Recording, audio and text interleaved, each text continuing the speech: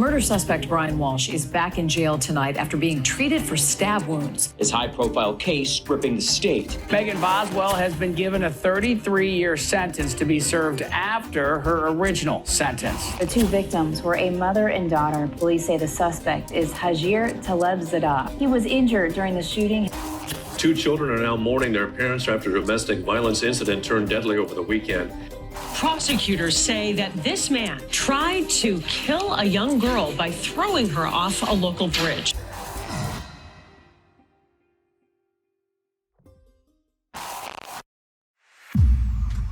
Hey, True Crime Besties. Welcome back to an all-new episode of Seriously.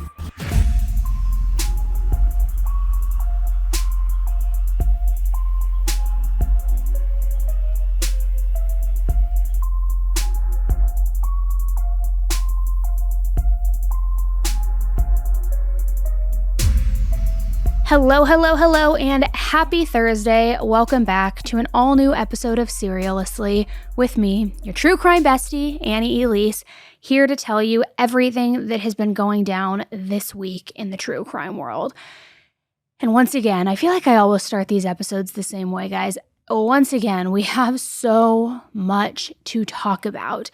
I know that the last week has just been like jam-packed with news, with cases, with updates in cases, and I want to try and break down a lot of what I have seen you guys DMing me about, because there have been some very important and key updates in some cases we've covered in recent history. And there's also some very new, unsettling cases. Now, before we get into all of that, for all my besties who are listening in Texas, we are hitting the road again tonight. We will be in Austin tonight. We will be in Dallas tomorrow night, Phoenix on Sunday. We were in Houston last night, totally sold out crowd. It was, everybody was so nice, so amazing. So tonight, for all my Austin friends, there are still a couple of tickets left. So snag them at annieelise.com. I think we also might have less than 10 for Dallas. Don't quote me on that. So if you want to go to Dallas, grab your bestie, come alone. A lot of people come alone, and it's, you're in good company. We're all there together. And then Phoenix is completely sold out. But we are back out on the road. So hopefully I will see some of you there. Now, I want to start by giving a couple of updates in some cases, because I've seen you guys sliding all up in my DMs, asking me what's going on here, what's going on there. So let's start with the Brian Walshe of it all. For those of you watching on YouTube, you know that I compared this guy to Quagmire from Family Guy. He literally looks like him. He has the most rectangle-shaped head I've ever seen in my life. But Brian Walshe was accused, or is, I should say, accused of murdering his wife, Anna Walsh, and in a very disgusting way. He also had these horrific Google searches of how to dismember, how to get away with murder, all of these things. And my point is, he was stabbed on Thursday, September 11th in jail, where he's currently being held and awaiting trial that is set to begin on October 20th. The sheriff's office said that, quote, at approximately 9:55 p.m., an individual in custody at the Norfolk County Sheriff's Correctional Center in Dedham was treated for non-life-threatening injuries after being assaulted inside one of the facility's housing units. Officers didn't identify the other individual involved, but apparently he was subdued by officers, and in the process, they recovered this makeshift blunt instrument. Brian survived. He's expected to make a full recovery, and a full recovery in time for his trial, which is beginning towards the end of October. So we'll see what happens. Not that I necessarily condone vigilante justice, and this guy is technically innocent until proven guilty, but I think he's guilty. And yeah, I mean, I'm going to link the deep dive to that episode, because like I said, this case is really awful, and this guy thought, I don't even know if he thought he was being stealth, but he was a moron, okay? He Googled literally everything. So his digital footprint showed exactly what his mental state was at that point, trying to figure out best way to get rid of a body, how to dismember a body, how to do this, how to get away from murder. I'm talking a laundry list of Google searches. And of course, it was also as she was getting prepared to leave him. And I believe she also may have been seeing somebody else already. Don't quote me on that. I'd have to go back and refresh my memory. But one of these things where it's if I can't have you, nobody can. And so he'll stand trial. We will follow that. It's in the Boston area. exactly actually where all of the Karen Reed stuff went down in Dedham. So we'll see, and we will follow that. Now, another update that we have, and this is in relation to a case that we first started covering, gosh, I think it was back in 2020 or 2021, and it's Megan Boswell, also known as Casey Anthony 2.0. Now, she was charged with first-degree murder, neglect, tampering with evidence, abuse of a corpse, and several counts of making false police reports. And the reason that I kind of dubbed her as Casey Anthony 2.0 is because it literally was like she ripped a page out of Casey's playbook. Her daughter, Evelyn, who was just a little baby, went mysteriously missing. And if you're not watching right now, I'm using big ass air quotes. And she was changing her story a bunch of times. She said that it was her boyfriend who had Evelyn last. Then she said it was her mom who had Evelyn last. Then she did all of these very weird interviews on the news where she was begging for her daughter's safe return. But then at the next breath, she was saying, I know exactly who has her. I know exactly. And, if the police don't step in and do their job, I'm going to go get her myself, which was kind of like a big blow. Everybody's like, wait, what? You know where she is? You've been saying she's abducted. Like, you know who took her? So it very much felt reminiscent of like the Zanny the Nanny story when Casey was lying about all of the Disney World stuff. And it was just one lie after another, which is also why Megan caught all of the charges of making false police reports. Ultimately, she ended up being arrested. They unfortunately found little Evelyn's body inside this, like it was inside a shed. There was this trash can, and not to be overly grotesque, but she truly threw her away like garbage, so much so that she stuffed her inside of there, and the back of her head, the back of Evelyn's little head, hit the back of her spine, like fully, like back bend style. It's so foul and disgusting, and this girl is evil. Yet she still insists that she's innocent. And just recently, she was sentenced to life in prison, plus an additional 33 years. And this was all again because of the death of her 15-month-old daughter, Evelyn. She says that she is planning to file for an appeal because, again, she's innocent, which, I mean, nobody, I don't think, is buying that for a single second. But the sentence means that she will never be released from prison, which, amen.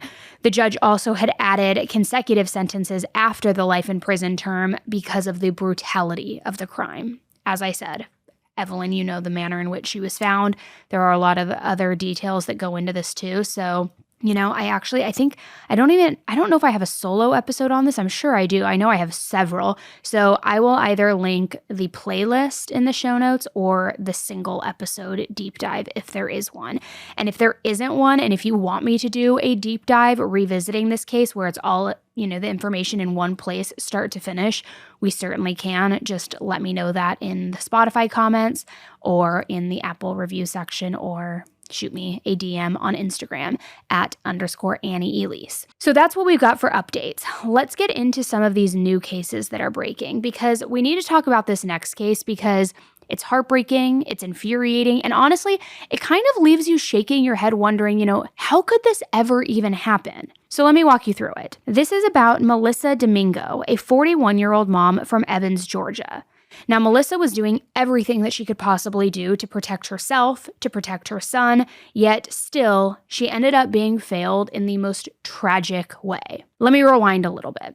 Back in 2021, Melissa was in a marriage with her then husband, Hajir Talibzadeh. Now, unfortunately, this marriage was a very abusive one. I am talking years of emotional turmoil, physical violence, possession, jealousy, all of the things that roll into a very toxic and dangerous marriage. And it got so bad that on New Year's Eve one year, there was an incident where she ended up shooting him, trying to protect herself. She was then charged with aggravated assault, firearm possession during a crime, and cruelty to children. I mean, really heavy stuff, right? But here's the thing. Melissa fought all of those charges in court. And just 19 days before the tragedy that we're talking about today, a judge looked at all of this evidence, the expert testimony, the medical reports that showed PTSD, battered woman syndrome, everything. And he's like, you know what? When she shot him, she acted in self-defense. She was literally trying to save her own life. So because of that, she was cleared. It was ruled self-defense. She finally had this huge weight lifted off her shoulders too because she protected herself. She did everything she could. She ended up having to, unfortunately, be in a situation where she had no other option but to shoot him to protect herself. When she caught the charges, the judge looked at all of the evidence and said, no, this is self-defense.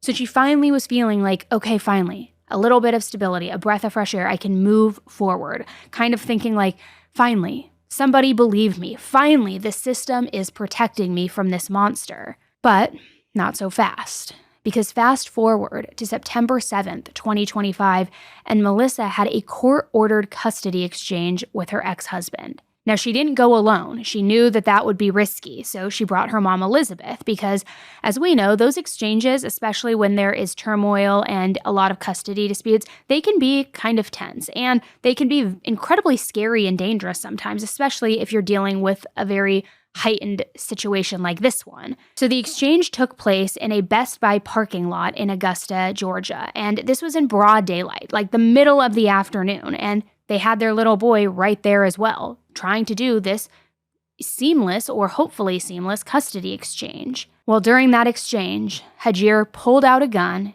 and he shot both Melissa and her mother, Elizabeth, right there in front of their son. And I just don't even have words for this. I mean, that poor little boy witnessed everything. 911, what's the exact location of your emergency? Best Buy parking lot. Best Buy parking lot. Okay, tell me exactly what happened. Police.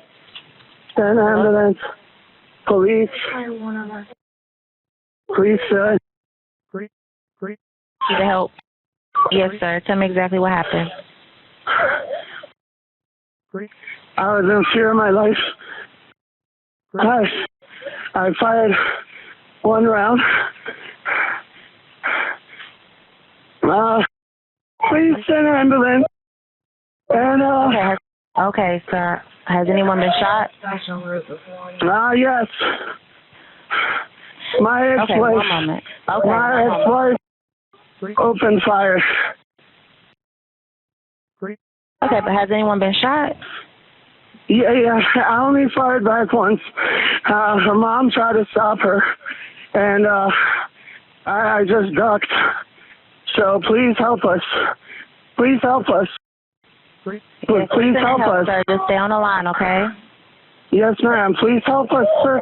Hurry up. Please hurry up. Okay, we're getting everybody en route. Hurry up. Okay, hurry up. Now, obviously, that account from Hajir himself sounds different, right? He's saying she's the instigator, that this was provoked, that he was provoked. So when he called 911, he claimed again that Melissa had opened fire and that he was, quote, in fear for his life and that he only fired one round. So basically, he tried to say that he shot them in self-defense, which kind of makes me sick as we break this down even further. And maybe this is just me speculating a little bit, but it almost feels like he was kind of being petty in a way, right? I mean, first of all, he knew that Melissa's charges were dropped because the judge ruled that she had shot him in self-defense. Then coincidentally, not even 3 weeks later, he shoots her in self-defense? And taking it even further than that, it almost seems like he was trying to set up his story from the very beginning of his 911 call, saying that he only fired one round when we now know he actually shot two people. So how do you shoot two people with one round? Make it make sense. I mean, I'm not a hunter. I'm not like a gunsman person, but like the math ain't really math in there for me. So the police arrived within minutes and they arrested him on the spot. And he's now being charged with 2 counts of murder and cruelty to a child, all because of what his son had to witness. And I have to tell you, the cruelty to a child charge doesn't even scratch the surface of what this child is going to have to carry for the rest of his life. And what makes this even harder to process is the timing of it all.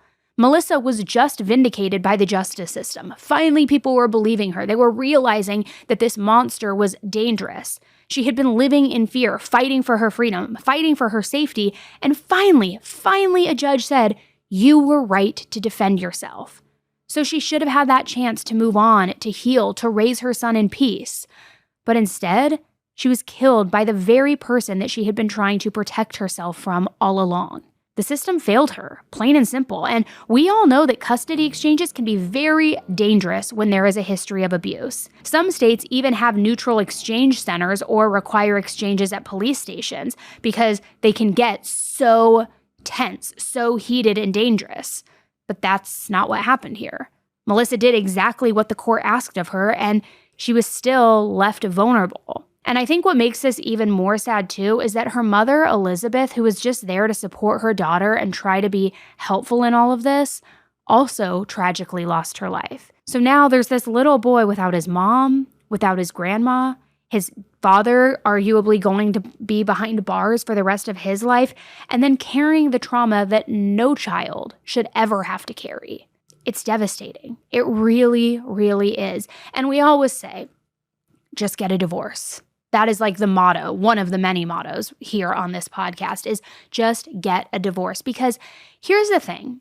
In a lot of, and I'm going to go off on a little bit of a tangent here, so I apologize ahead of time, but self-awareness is clicking in, so let me just warn you. But here's the thing, whether it's a custody exchange, whether it's a wife or a husband wanting to leave their spouse because they're no longer in love, whatever the situation is, anytime there are children involved, it irks me to my core when the spouse makes the argument of, I just love my child so much and I can't imagine my life without them. That's what drove me to murder. Or if I can't have them, nobody can. And when there's children involved in this and they're trying to argue that the root of their evilness is because of their love for their children or that they don't want shared custody, so they are driven to kill over it, you're only doing a disservice for the very child that you claim to be loving so much that's forcing you to commit murder. Not the child, but like the emotions, you get what I'm saying? So it's like, and now you're not going to ever have custody of your son. You're going to go to prison for the rest of your life. And you've ripped away your child's mother, their father, their grandmother. So this very child that you arguably are saying is your whole world and you can't live without, and that's what's driving you and motivating you to kill, you've now left them orphaned in a way. So at what point do we realize that is just an excuse, and it's a very selfish excuse, but it's like, if you really truly are doing this because you are just so distraught and you love your kids so much and all that, you wouldn't be taking away not only their other parent, but you as their parent as well. You wouldn't even be risking that, So I know that was, again, a very sloppy tangent, and hopefully you were able to follow me a little bit with that one. It's just, I hear about these cases far too often, and it never gets easier, and it never gets easier to understand. It's like, you didn't hurt anyone in this scenario except for your son, your young son. And it's like, at what point do we have to just say, like, be a adult, have accountability, go through the rough divorce, go through the rough separation, but do it because you want your child to have the best life possible, to have the most balanced life possible. Now he's left with not only no parental figure, but trauma that he will never forget, trauma that will be embedded in his life forever and shape how he grows up. It's like, I know I'm going off, guys. It just really angers me. I don't know if I'm hormonal right now. Maybe I am. I should check my calendar and see like when I'm about to start. But it just enrages me.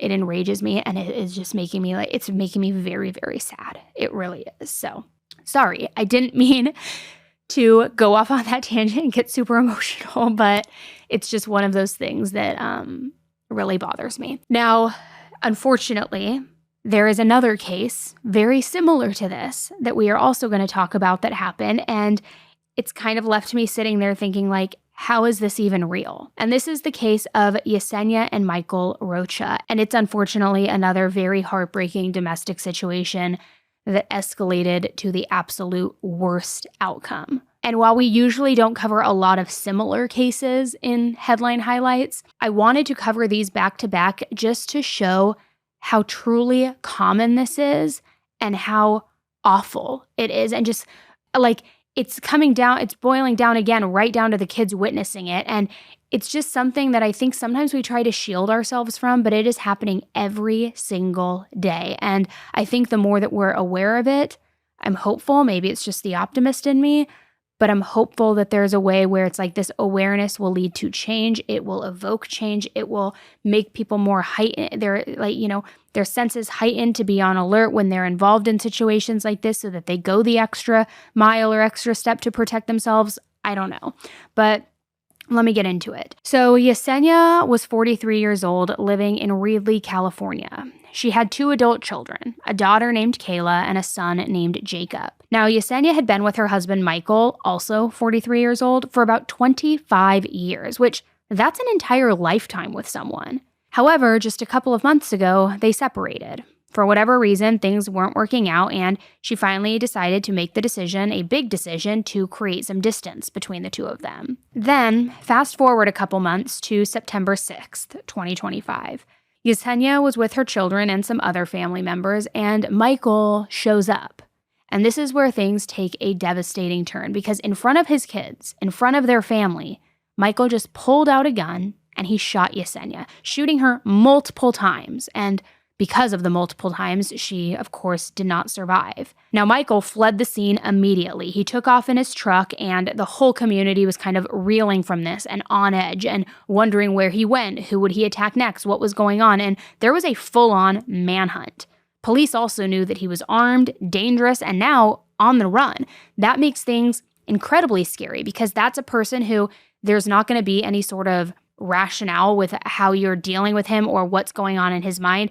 He's a desperate man at this point who is feeling cornered and boxed in, and that makes somebody unpredictable and very dangerous. So finally, the very next day, it took a full day, but the very next day on September 7th, the deputies located him in Woodlake, California. He had a rifle with him, and instead of surrendering, he fired at deputies during this pursuit. Law enforcement, trying to protect themselves, returned fire. So Michael was killed right there in the middle of this shootout. So within less than 24 hours, both Yesenia and Michael were gone. Their children had just lost their mother, now also had lost their father in 2 totally different yet very traumatic ways, all because they couldn't just have the separation, because there was anger brewing under the surface. And here's where it gets even more layered. Michael's own mother, Rita, spoke to the media after all of this, and what she has said has sparked so much conversation.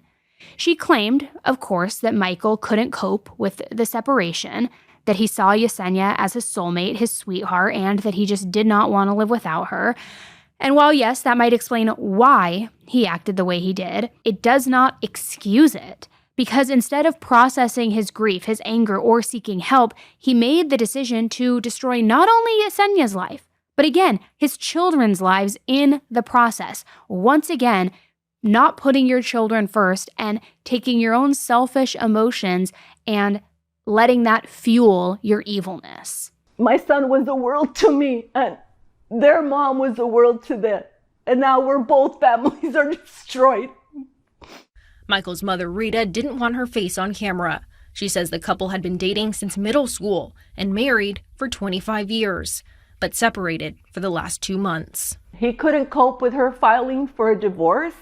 He didn't want to live without his sweetheart. He didn't want to live without his soulmate, the love of his life. He didn't want to live without her, and he didn't want her to live without him.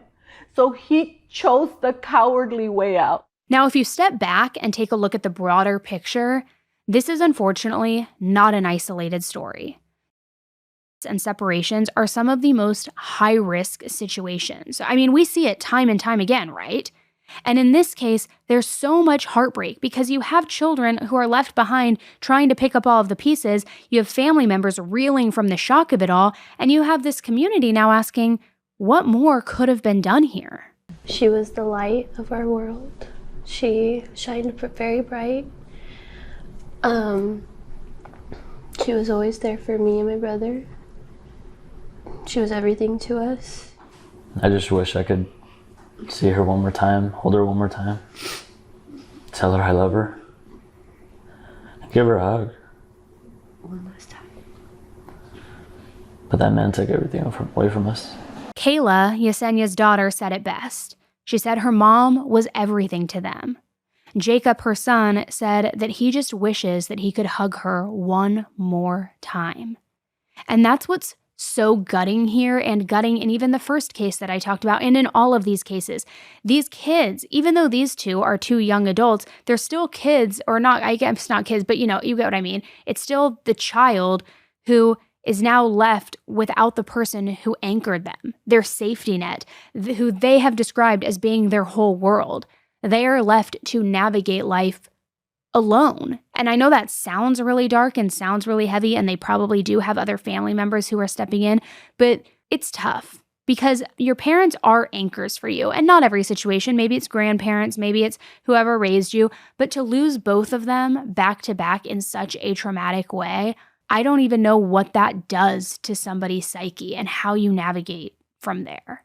I don't know. It's incredibly difficult and heartbreaking. And this next case that we are going to talk about it's a shift in the complete opposite direction, but it is so brutal and so just barbaric, disgusting, and evil that it really makes me start to lose faith in humanity. And I feel like I'm getting really dark this week, guys. I'm sorry. I'm trying not to. It's just for some reason, these cases this week, they are just especially heavy.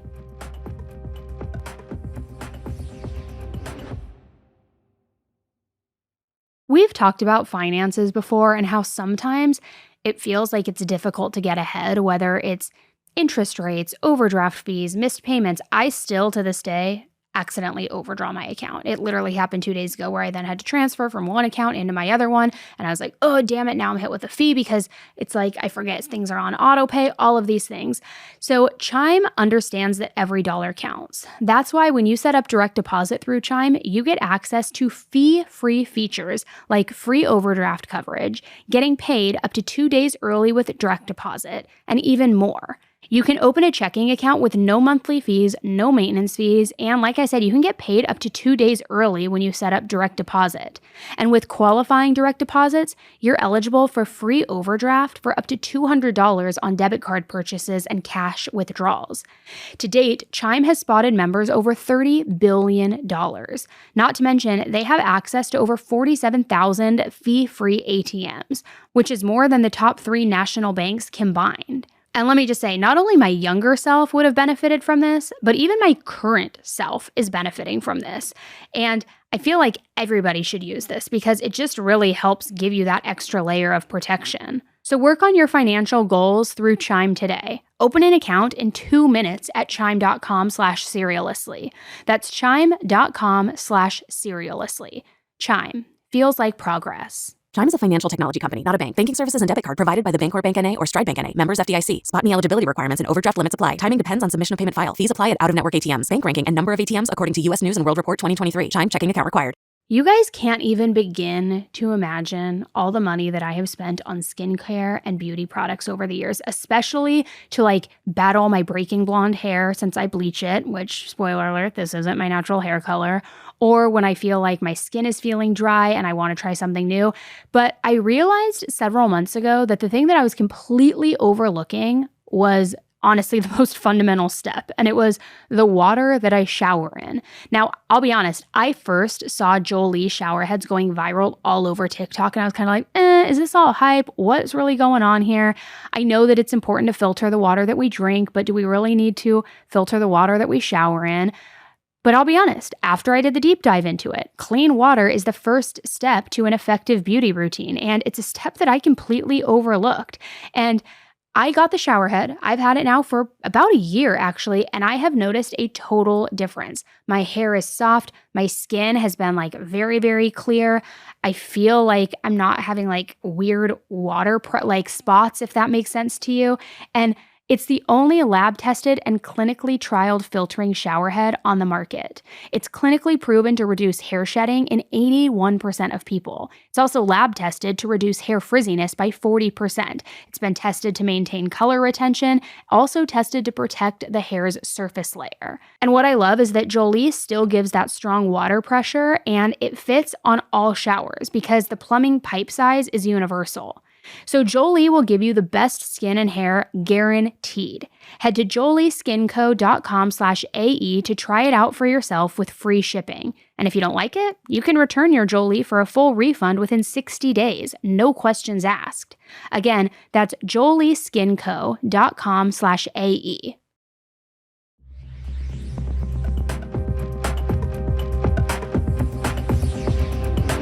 Now, this next case that we're going to talk about honestly sounds like it is something that has just been ripped straight out of a nightmare, but it's real. And the details are so wild that you almost can't believe that this little girl survived what she went through. So this is the case of Joshua Hubert, and it takes us to Worcester, Massachusetts back in 2017. But the reason I'm talking about it today is because there's news with this. So picture this. It's late August, and a 7-year-old girl is at her grandparents' house for a family cookout. And it's totally normal, right? She eats, she plays, then she goes inside and she falls asleep on a chair inside the house. And everyone assumes that she's safe because she's surrounded by family at this family cookout, right? But at about 2:30 in the morning, a man named Joshua shows up at the house. Now, Joshua wasn't a stranger, okay? He was actually a family friend of the girl's father. And that familiarity is actually what makes this next part even scarier. According to prosecutors, Joshua abducted this little girl while she was asleep on the chair. Just scooped her up and carried her out of the house without anybody realizing it. Then he put her inside his car and drove off. And for about an hour and a half, he just drove around, which to this day, we don't even have the full picture of where he went or what exactly happened in that window of time. However, the little girl later told investigators that during that drive, he tried to strangle her. He also then stuffed her into the trunk of his car. And this isn't even the worst part, but this alone is quite honestly enough to make me sick. I mean, what a creep, what a scumbag. It's terrifying, right? Because I forget what the statistic is of how often when there are crimes involving children that it's someone who is close to the family or somebody that the family knows rather than a stranger. You know what? Let's actually ask, let's just go really quick here. What is the statistic about crimes that happen to children and the percentage of when it's somebody close to the family or a family friend versus a complete stranger? Let's throw this in there because this is unnerving. Here we go. About 90% of child victims know their abuser. About 60% are hurt by someone the family knows and trusts, whether it's a family friend, a family member, a coach, a teacher, or a neighbor. 30% of them are hurt by a family member directly. And only about 10 cases involve a stranger. That is so scary to think about because it really makes you wonder, who can you really trust around your children, right?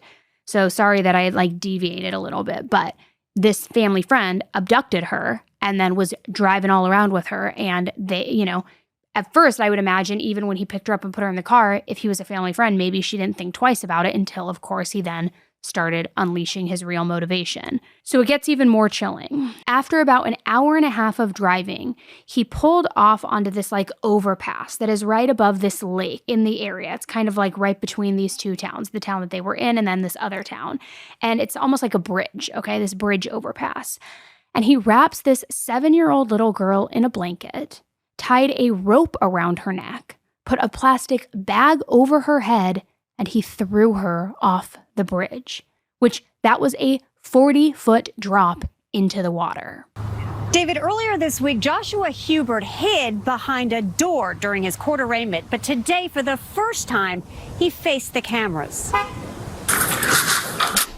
Joshua Hubert couldn't hide this time. Now, a new charge of trying to murder his close friend's 7-year-old daughter, who ended up in Lake Quinsigamon early Sunday morning with choke marks on her neck.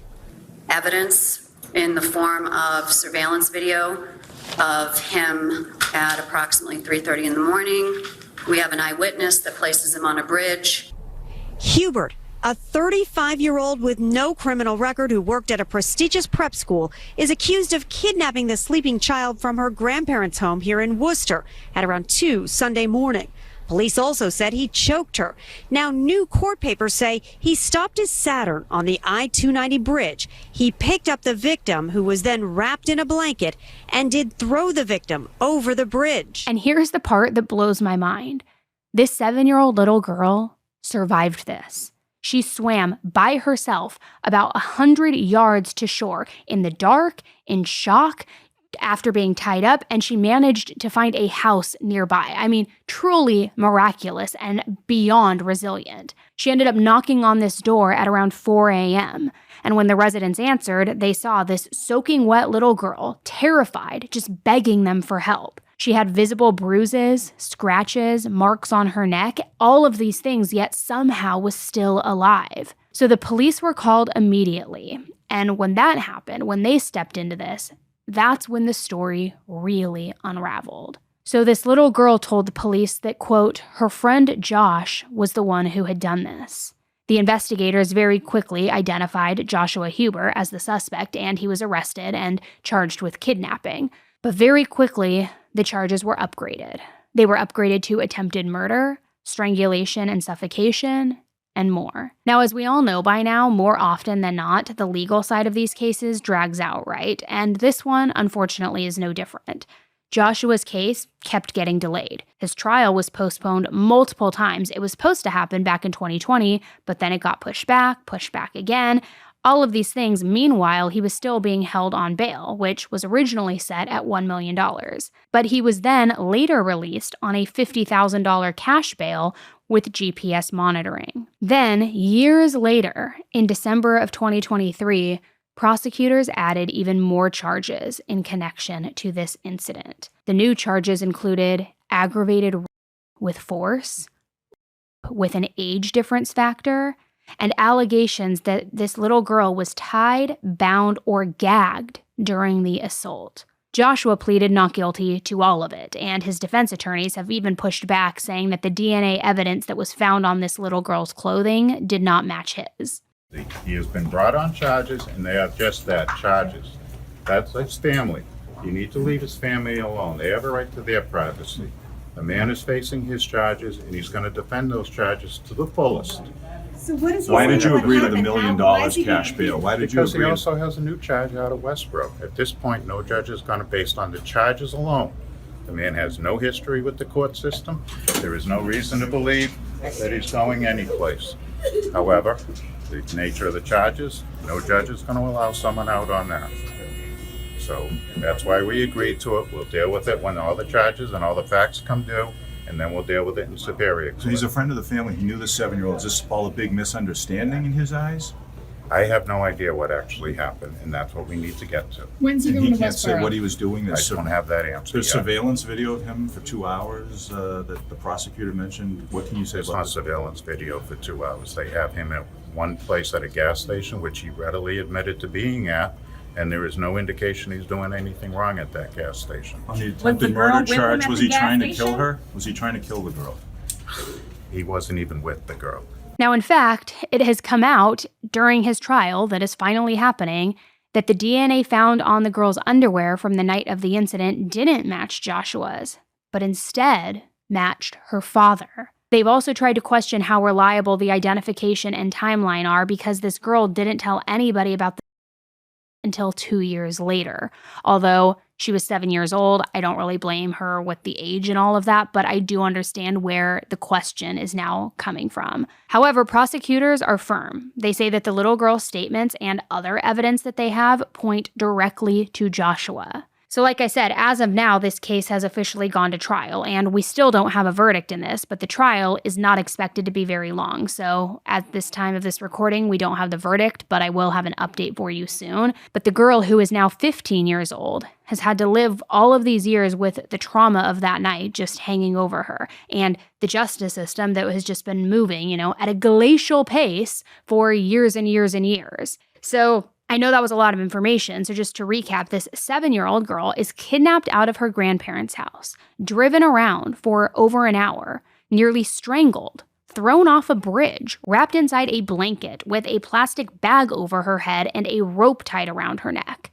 And she swam to safety and survived. She is literally the definition of a miracle. So we will keep an eye out for the verdict on this one, and I'll update you when we do find out, what happens here. I do think it's interesting with the DNA of it all that it's matching her father's, and that apparently the assault piece of all this wasn't reported until 2 years later. Was there ongoing abuse in the house? I gave you those statistics, right? Sometimes it is a family member, more oftentimes than not. So even if the friend did abduct her and threw her off the bridge, because they argue that there is CCTV footage that shows he's the one involved, if there was ongoing abuse inside the house and the dad was involved, not like in cahoots with the friend or anything, because remember, Joshua was his friend, maybe in cahoots, I don't know, but let's just say for the sake of argument, not, then that continued even after she survived this incident.